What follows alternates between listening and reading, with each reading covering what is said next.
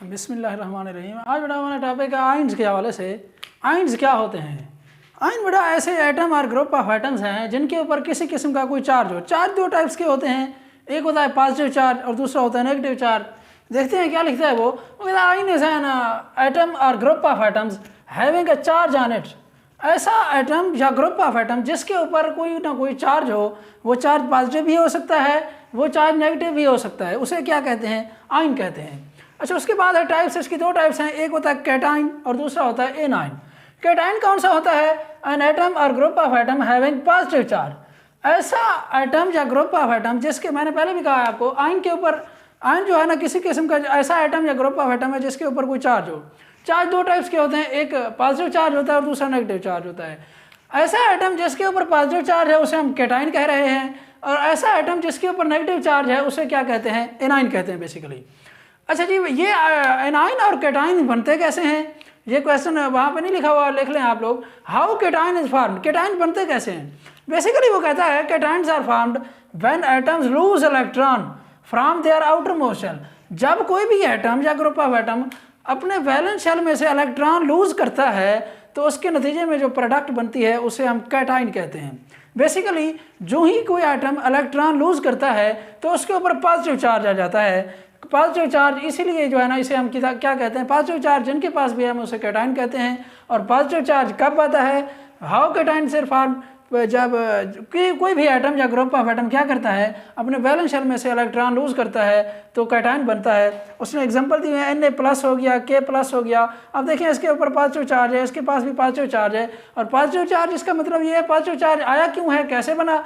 जब इन्होंने एक इलेक्ट्रॉन अपना वैलेंस शेल में से लूज किया तो इसके ऊपर पॉजिटिव चार्ज आ गया। हाइड्रोजन की उसने एग्जांपल दी है, ये एक एटम है, ये कैटाइन कैसे बन गया एटम से? अब देखें यहाँ पे H++1 इलेक्ट्रॉन, इसने एक इलेक्ट्रॉन लूज किया और कैटाइन बन गया। सोडियम की बात करते हैं, इसने भी एक इलेक्ट्रॉन लूज किया, Na+ बन गया जिसे कैटाइन कहते हैं। एनाइन क्या होता है? Group of atom having negative charge in it.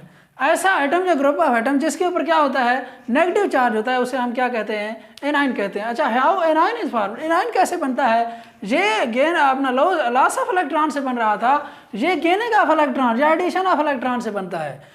जब कोई इलेक्ट्रॉन आउटर मोस्ट शेल के अंदर ऐड किया जाता है तो उससे क्या होता है? नेगेटिव चार्ज प्रिपेयर होता है, नेगेटिव चार्ज जो है ना बनता है, तो उसको क्या कहते हैं? हम एनाइन कह रहे हैं।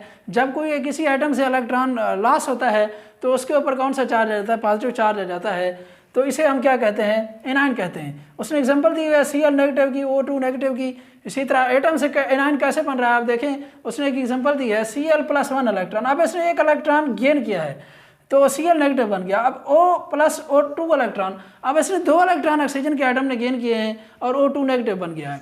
अच्छा, ये बनते कैसे? अब इसके ऊपर पॉजिटिव चार्ज क्यों है? मिसाल के तौर पर मैं अगर सोडियम की बात करता हूँ, इसके ऊपर पॉजिटिव चार्ज क्यों आया जब इसने इलेक्ट्रॉन जो है ना गेन किया? देखें सोडियम का जो एटॉमिक नंबर होता है 11 होता है जी, ये 11 इसका एटॉमिक नंबर है। एटॉमिक नंबर से क्या मुराद है? इसके अंदर प्रोटॉन की तादाद 11 है। मैं कहता हूं कि इसके पास पॉजिटिव चार्ज, प्रोटॉन के ऊपर पॉजिटिव चार्ज होता है, आपको पहले भी पता है इसके पास। अच्छा, किसी भी एटम के पास जितने प्रोटॉन होते हैं न्यूट्रल एटम के पास उतने ही इलेक्ट्रॉन होते हैं। अगर इसके पास 11 पॉजिटिव चार्ज हैं तो 11 ही नेगेटिव चार्ज होंगे, सिंपल सी बात है।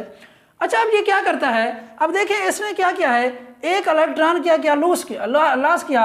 अब जब ये इलेक्ट्रॉन लॉस करता है तो इसके पास कितने इलेक्ट्रॉन बच गए? नेगेटिव चार्ज कितने बच गए? 10 जो है ना नेगेटिव चार्ज बच गए, 10 इलेक्ट्रॉन बच गए।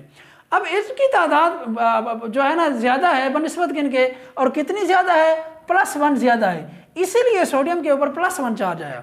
इसी तरह ऑक्सीजन की जब हम बात करते हैं, ऑक्सीजन का जो एटॉमिक नंबर है, मैं इसकी एग्जांपल ले लेता हूँ नेगेटिव की, आप एनाइन की एग्जांपल ले लेते हैं। ऑक्सीजन का जो एटॉमिक नंबर होता है वो 8 होता है। इसका मतलब है 8 इसके पास क्या है? पॉजिटिव चार्ज हैं, और 8 ही क्या है? इसके पास नेगेटिव चार्ज हैं। अब क्या करता है ऑक्सीजन? क्या करता है? 2 इलेक्ट्रॉन मजीद गेन कर लेता है। अब 2 इलेक्ट्रॉन जब गेन करेगा, इलेक्ट्रॉन के ऊपर कौन सा चार्ज है? नेगेटिव चार्ज है, तो ये कितने हो जाएंगे नेगेटिव चार्ज? 10 हो जाएंगे। तो इस साइड में कितने हैं? वही 8 जो है ना पॉजिटिव चार्ज है, 8 ही प्रोटॉन है। तो इसका मतलब ये है इसके ऊपर जो चार्ज आएगा वो -2 आएगा, क्योंकि 2 इलेक्ट्रॉन इसके पास ज़्यादा हैं बनिस्बत किनके? बनिस्बत प्रोटॉन के। इलेक्ट्रॉन की तादाद प्रोटॉन पे ज़्यादा है, इसीलिए इसके ऊपर -2 चार्ज है। और इसके ऊपर +1 चार्ज इसलिए है क्योंकि यहाँ पे आप देख सकते हैं पॉजिटिव चार्ज की तादाद ज़्यादा है, और कितनी ज़्यादा है? +1, एक ज़्यादा है।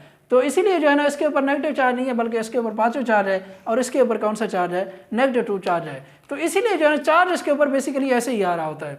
इलेक्ट्रॉन के ऊपर चूंकि नेगेटिव चार्ज होता है, जब वो इलेक्ट्रॉन गेन करता है तो उसके ऊपर नेगेटिव चार्ज आ जाता है, जब वो इलेक्ट्रॉन लूज करता है तो उसके ऊपर पॉजिटिव चार्ज आ जाता है, क्योंकि प्रोटॉन उस वक्त हावी हो चुके होते हैं।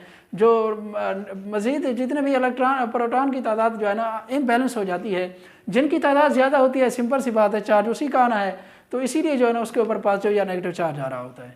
तो आज के लिए इतना ही। कल इंशाल्लाह एक इंपॉर्टेंट शॉर्ट क्वेश्चन पढ़ेंगे, what is the difference between atom and ion. तो आज के लिए इतना ही, बहुत शुक्रिया।